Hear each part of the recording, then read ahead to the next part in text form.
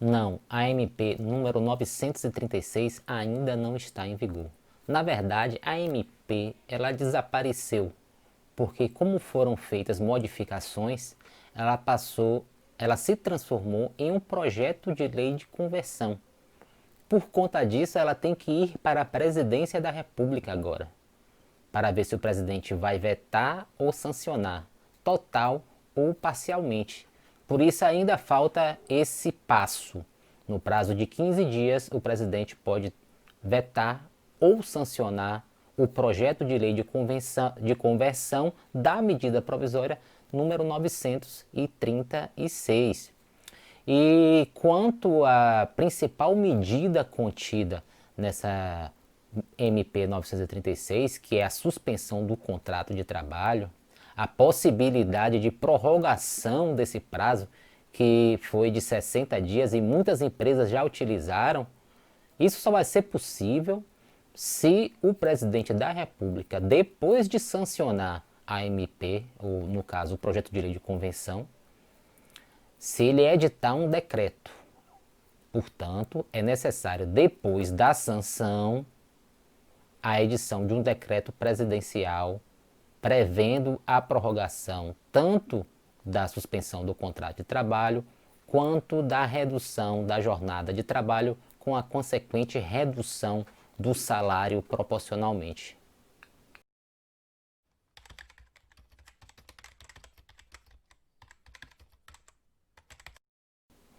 Muitas empresas estão nessa situação. Já suspenderam o contrato de trabalho dos seus empregados e algumas até, após a suspensão, já reduziu a jornada de trabalho, totalizando o prazo máximo previsto na medida provisória, que é de 90 dias. De forma que essas pessoas estão retornando ao trabalho agora, só que muitas empresas ainda não começaram, não recomeçaram a sua atividade econômica por conta da vigência ainda dos decretos municipal ou estadual que suspenderam a abertura do comércio ou de outras atividades econômicas. O que fazer então nessa situação? A empresa também não pode demitir os empregados, porque foi garantida uma permanência do emprego pelo mesmo período em que houve a suspensão do contrato de trabalho ou a redução da jornada de trabalho. Essa medida provisória ela foi editada em abril. Digamos que a empresa tenha efetivado a suspensão do contrato de trabalho desses empregados desde abril. Então, abril, 30 dias, maio, junho, passaram-se 60 dias. Esses trabalhadores teriam que retornar agora no mês de junho.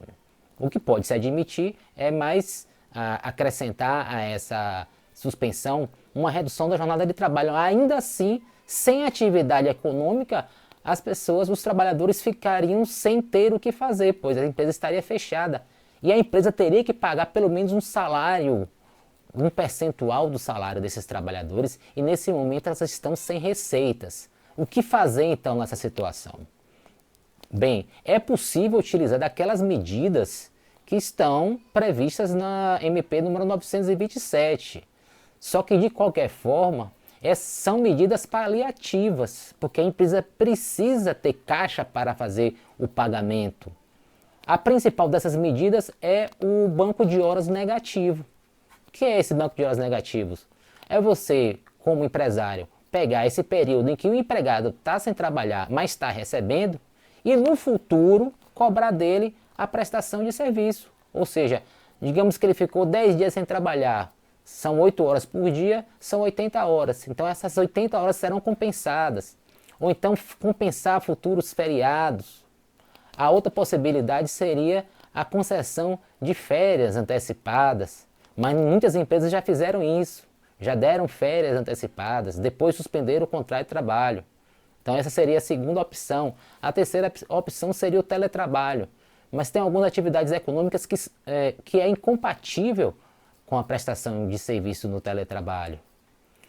A única solução que temos agora é esperar, como foi dito, primeiro a sanção da medida provisória número 936 e depois a edição do decreto presidencial prorrogando o prazo da suspensão do contrato de trabalho. Mas isso aí está na pendência do, digamos assim, da vontade do presidente da República. E o que temos nesse momento é isso. O retorno dos trabalhadores. É possível ainda, para quem suspendeu o contrato durante 60 dias, reduzir a jornada por mais 30 dias, totalizando 90 dias. Depois tentar conceder férias, antecipar férias, mesmo que a pessoa não tenha adquirido ainda o período aquisitivo total, ou até mesmo colocar o trabalhador em teletrabalho.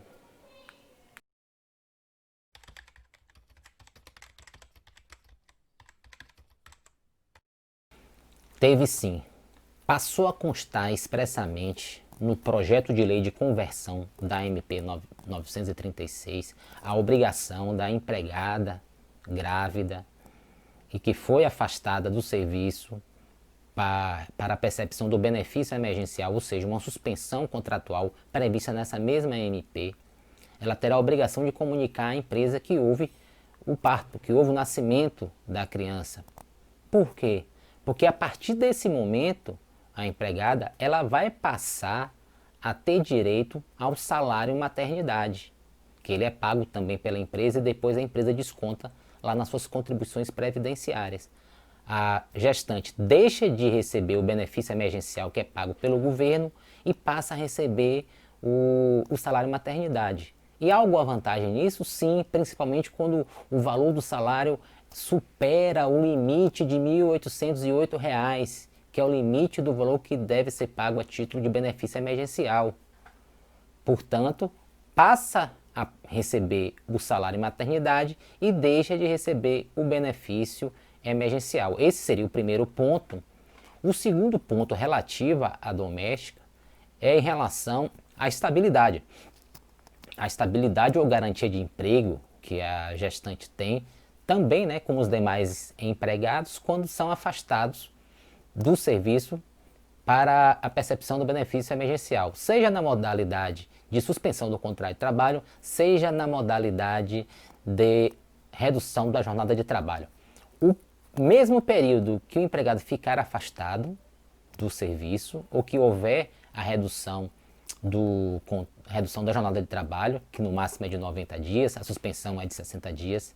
Quando ele retorna à normalidade, ele tem garantia de emprego no mesmo período que ele ficou afastado ou teve a redução de jornada de trabalho.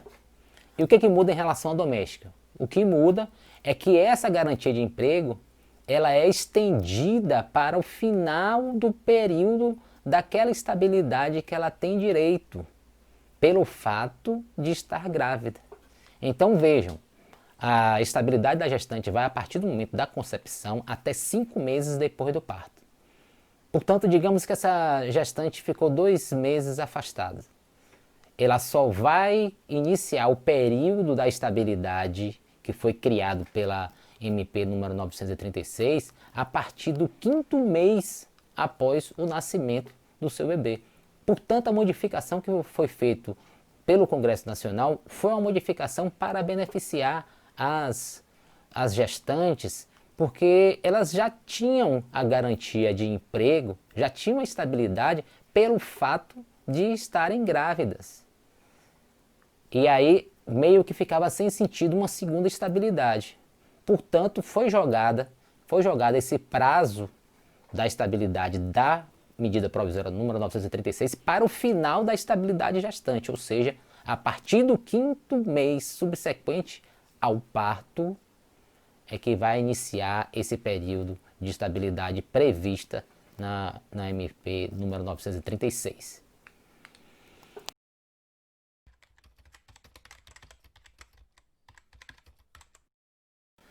Teve uma modificação muito importante que foi feita no Congresso Nacional, no que diz respeito às contribuições previdenciárias do empregado afastado. Afastado para dar cumprimento à suspensão do contrato de trabalho previsto na medida provisória número 936.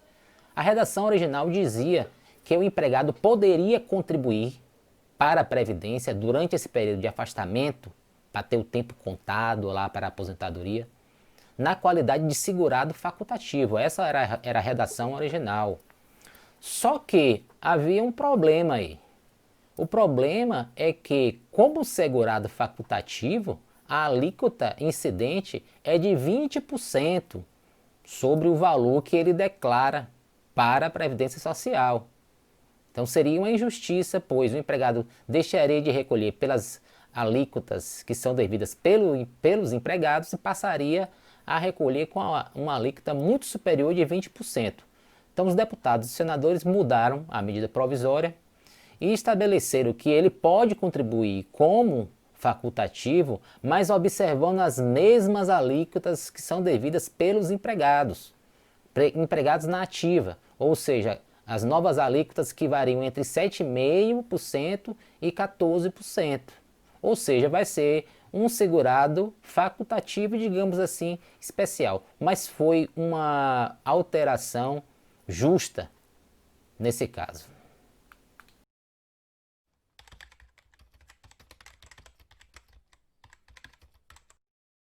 Sim, teve mais algumas alterações, eu destaco duas aqui. A primeira no que diz respeito ao seguro-desemprego especial e a segunda no que diz respeito ao fato do príncipe ou fato príncipes. Em relação ao seguro-desemprego especial, houve uma alteração na redação original da lei da MP número 936, no sentido de inserir um dispositivo para atribuir aos empregados que não preenchessem todos os requisitos para a percepção do benefício do seguro-desemprego, o direito a ter esse benefício, só que em um valor reduzido de R$ 600. Vou dar um exemplo. Digamos que o empregado tenha sido admitido no mês de dezembro de 2019 e no mês de junho foi despedido, agora, contando com 7 meses de serviço. O tempo mínimo para a percepção do benefício do seguro-desemprego é de 12 meses. Esse empregado só tinha 6 ou 7 meses. Ele vai se encaixar nessa hipótese que foi prevista agora com a modificação feita pelo Congresso Nacional. A outra alteração diz respeito ao fato do príncipe. Estava havendo muita discussão sobre a possibilidade de atribuir aos municípios, aos estados, à União, a responsabilidade pelo pagamento das indenizações decorrentes da extinção dos contratos de trabalho, ou seja, da despedida. As empresas estavam despedindo e estavam mandando a conta para o município, para o estado, para a União. E os deputados e os senadores, eles fizeram modificação, aliás, fizeram uma inserção de um dispositivo legal nessa medida provisória para vedar essa classificação. Ou seja, não é possível agora, após a sanção do presidente da República, caso não haja um veto em relação a esse dispositivo, a partir de então, as empresas não poderão mais atribuir a responsabilidade ao Estado ou ao município. Só que essa regra, ela só pode ser aplicada a partir da vigência da lei, a partir do momento em que o presidente da República sancionar. Antes desse momento, é necessário aplicar as regras que estão previstas hoje no ordenamento jurídico. E há muita discussão se é possível ou não a classificação desse ato do empregador ou desse fato de a empresa ficar impossibilitada de exercer suas atividades, se isso aí autoriza a responsabilização do próprio Estado, seja do município, dos Estados-membros ou da União.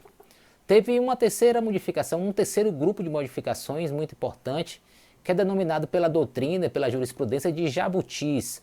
Todos os jabutis da MP eles foram retirados. O que são jabutis? Jabutis são modificações que são feitas durante a tramitação da medida provisória, só que relativos a temas que não tem nada a ver com a medida provisória que foi proposta. E isso ocorreu no Congresso Nacional. A Câmara dos Deputados inseriu vários jabutis tratando de outros temas. Temas que não são emergenciais foram inseridos nessa medida provisória, de forma que o Senado Federal retirou todas essas alterações que não tinham relação com o objeto principal da MP número 936.